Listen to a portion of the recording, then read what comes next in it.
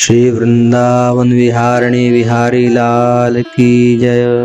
परम पूज्य श्री भाई जी महाराज की जय। परम पूज्य श्री राधा बाबा महाराज की जय। आज के प्रकरण में हम देखेंगे बाबा को जो विलक्षण दिव्य स्वप्न हुआ उसका प्रसंग। एक बार बाबा कुछ चिंताओं में थे, तभी उन्हें एक विलक्षण दिव्य स्वप्न हुआ। भगवान श्री कृष्ण की कृपा शक्ति ही इस स्वप्न के रूप में उनके सम्मुख व्यक्त हुई थी। स्वप्न में श्री पोद्दार जी महाराज की धर्मपत्नी उनके सामने खड़ी थीं।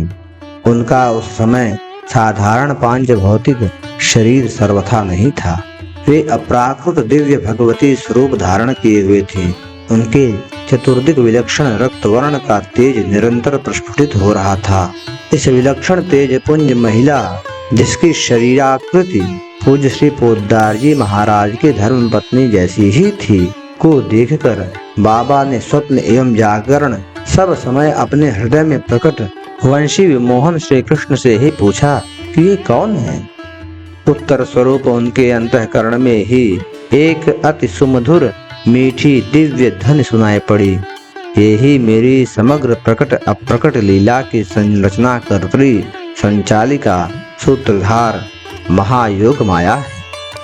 ये अघटन घटना पटीयसी सर्वभवन समर्था मेरी कर्तुम अकर्तुम अन्यथा कर्तुम समर्था महाशक्ति हैं। इन महात्रिपुर सुंदरी की आद्या शक्ति को प्रणाम करो। इस दर्शन के साथ 25 वर्ष के तरुण सन्यासी बाबा एक स्तन पाए शिशु हो गए। उनके भाव शरीर का आश्रयालंबन रूप तो स्तन पीने वाला अबोध शिशु हो गया और विषयालंबन जगत जननी माँ भगवती हो गईं। उन दिव्य स्वरूपा माँ जगत जननी ने उस शिशु रूपधारी बाबा को अपनी गोद में उठाकर उसे अपने वक्षस्थल से चिपका लिया। इसके पश्चात भगवती ने उन्हें ललिता कुंज का दर्शन कराया। आहा, कैसा विलक्षण कुंज था वह।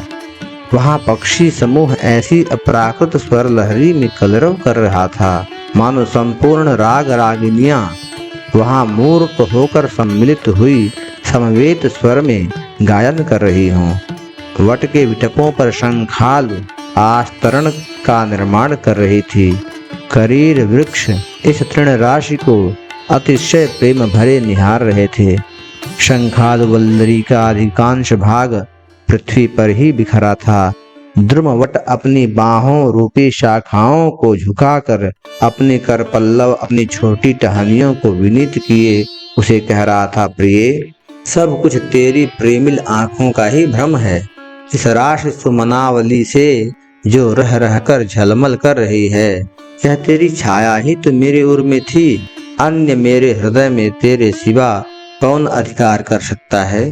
इस सत्वमयी उज्ज्वल अमृतालता नीम के वृक्षों को आलिंगित किए अति सुख से स्वच्छंद फैल रही थी। उसका प्रसार परम मनोहारी था। और देखो, हे कामिनी लताएं, प्रजापति की क्रीड़ा कील की वार्ता वन देवी को अति सरस भाव से बखान कर रही थी। इस पर गंध प्रवाह वायु से रजनी गंधा भी अपने प्रेम की अति सरस गाथा निवेदन कर रही थी। और कुमुदनी भी क्यों पीछे रहे। वह हिमकर से उस प्रमत्त हुए अली की सब करतूत बखान कर रही थी, जो उसके कोष में बंधकर अब सुषुप्त हो चुका है। जगत जननी माँ भगवती ललिताम्बा शशि शेखरा की गोद में बाबा उसके वक्षस्थल में मुख सटाए, आंचल में से मुख छुपाए टुकुर टुकुर उन कुंजों की शोभा को निरख रहे थे। बाबा ने देखा कि श्री पोद्दार महाराज उन्हीं कुंजों में से विल्व वृक्षों के हरे भरे एक कुंज में विराज रहे हैं। माँ जगत जननी उन्हें हाथ से संकेत कर रही थीं कि इन्हें ही अपना सर्वस्व मान ले। इसी समय बाबा की स्थिति जागृत अवस्था की हो गई। जिस समय बाबा उपरोक्त दृश्य देख रहे थे, उस समय उनकी दशा न जागृत थी, न वे स्वप्न में थे, न ही तंद्रा में थे। वह कैसी अवस्था थी, इसे कोई भी ठीक शब्द नहीं दे सकता। सर्वसाधारण को समझाने के लिए स्वप्न देखा यह शब्द लिख दिया गया है। बाबा आश्चर्यचकित स्फारित नेत्रों से विचारने लगे। यह क्या दृश्य मेरे सम्मुख प्रकट हुआ है, इससे मैं क्या अर्थ ग्रहण करूं? यह मेरी जीवन यात्रा की किस गति को संकेतित कर रहा है? इस स्वप्न के बाबा ने दो ही अर्थ लगाए। पहला, अवश्य ही मुझे मेरे आगे पथ निर्देश के लिए भगवती आद्याशक्ति त्रिपुर सुंदरी की उपासना करनी चाहिए। दूसरा, श्री पोद्दार जी महाराज ही मेरे वर्तमान और भविष्य के एकमात्र पथ प्रदर्शक होंगे। आज का प्रकरण यही पूर्ण होता है। अगले सत्र में अगले प्रकरण के साथ हम उपस्थित होंगे।